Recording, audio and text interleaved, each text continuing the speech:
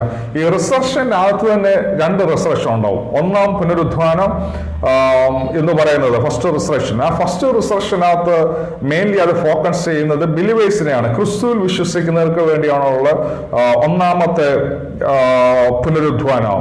എന്നാൽ രണ്ടാമതൊരു second resurrection ഉണ്ട്. അത് മെയിൻലി ഫോക്കസ് ചെയ്യുന്നത് അൺബിലീവേഴ്സിന് വേണ്ടിയാണ്. അത് സംഭവിക്കുന്നത് 1000 ആണ്ട് വാഴ്ചയ്ക്ക് ശേഷമാണ് ഈ രണ്ടാമത്തെ പുനരുദ്ധാനം സംഭവിക്കുന്നത്. അതെന്തിനു വേണ്ടിയാണെന്ന് ചോദിച്ചാൽ സകല മനുഷ്യരെയും ദൈവത്തിന്റെ ന്യായ വിസ്താരത്തിന് മുമ്പിൽ, ന്യായസിംഹാസനത്തിന് മുമ്പിൽ കൊണ്ടുവരാൻ വേണ്ടി സകല മനുഷ്യരെയും സമുദ്രത്തിലുള്ളവർ ഏൽപ്പിച്ചു കൊടുക്കും. ഭൂമിയിലുള്ളവർ, മൂടപ്പെട്ടവർ ഭൂമി തിരികെ അത് ഏൽപ്പിച്ചു കൊടുക്കും. ആ കാണുന്നതെല്ലാം സെക്കൻഡ് റിസറക്ഷനാണ്. അത് ന്യായവിസ്താരത്തിന് വേണ്ടി ഏൽപ്പിച്ചിരിക്കുന്നതാണ്. നമ്മൾ ഈ സെപ്പറേറ്റ് റിസറക്ഷൻ പറയുമ്പോൾ അതിനകത്ത് ഡിഫറെന്റ് ഓർഡറാണ്. ഞാൻ പറഞ്ഞല്ലോ, ഫസ്റ്റ് റിസറക്ഷനകത്ത് തന്നെ സെപ്പറേറ്റ് റിസറക്ഷൻ ആണല്ലോ. ഒന്നാമത്തെ റിസറക്ഷൻ എന്ന് പറയുന്നത് ക്രിസ്തുവിൽ വിശ്വസിക്കുന്നവർക്ക് വേണ്ടിയുള്ളതാണ്. രണ്ടാമത്തെ റിസറക്ഷൻ സകല മനുഷ്യരെ ന്യായം വിധിക്കാൻ വേണ്ടിയുള്ള റിസറക്ഷനാണ്. എന്നാൽ ഈ ഫസ്റ്റ് റിസറക്ഷനകത്ത് പല സ്റ്റേജുകളാണ് വിശുദ്ധ ബൈബിളിൽ നമുക്ക് കാണുവാൻ സാധിക്കുന്നത്. ഫസ്റ്റ് റിസറക്ഷനകത്ത് അത് ഡിഫറെന്റ് ഓർഡറാണ്.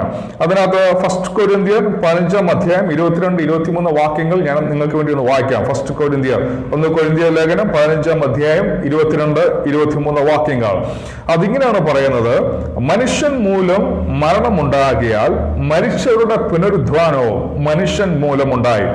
ആദാമിൽ എല്ലാവരും മരിക്കുന്നത് പോലെ ക്രിസ്തുവിൽ എല്ലാവരും ജീവിക്കപ്പെടും.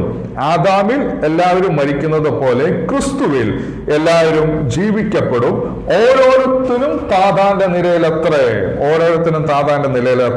ക്രിസ്തുവിൽ എല്ലാവരും ജീവിക്കപ്പെടും എന്ന് പറയുമ്പോഴും അതിനും ഒരു നിലയുണ്ട്. ഓരോരുത്തരും താതാന്റെ നിലയിലത്രേ. ആദ്യഫലം ക്രിസ്തു.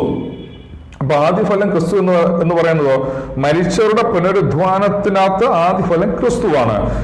നമ്മൾ പറയുന്ന പുനരുദ്ധാനം ജീവനിലേക്ക് മടങ്ങി വന്നത് ഏലിയാവ് ഉയർപ്പിച്ചതോ, ഏലീശ ഉയർപ്പിച്ചതോ, ഏലീശയുടെ അസ്ഥിക്കകത്തുനിന്ന് ഉയർത്തെഴുന്നേറ്റതോ, അല്ലെങ്കിൽ യേശു ക്രിസ്തു ആദ്യമേ ഉയർപ്പിച്ച വിധവയുടെ മകനോ, ഇതൊന്നുമല്ല ആദ്യഫലം എന്ന് പറയുന്നത്. അതൊക്കെ അവരും ജീവനിലേക്ക് വന്നു എന്നുള്ളൂ. അതൊരു പുനരുദ്ധാനമല്ല. വാസ്തവത്തിൽ അത് പുനരുദ്ധാനമല്ല.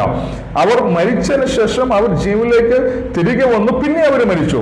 എന്നാൽ യേശു ക്രിസ്തു ആദിഫലം എന്ന് പറയാനുള്ള കാരണം, അവൻ മരിച്ചതിന് ശേഷം ഈ ബോഡിയിലല്ല വന്നത്. ഈ മോർട്ടൽ ബോഡി, ദ്രവത്വം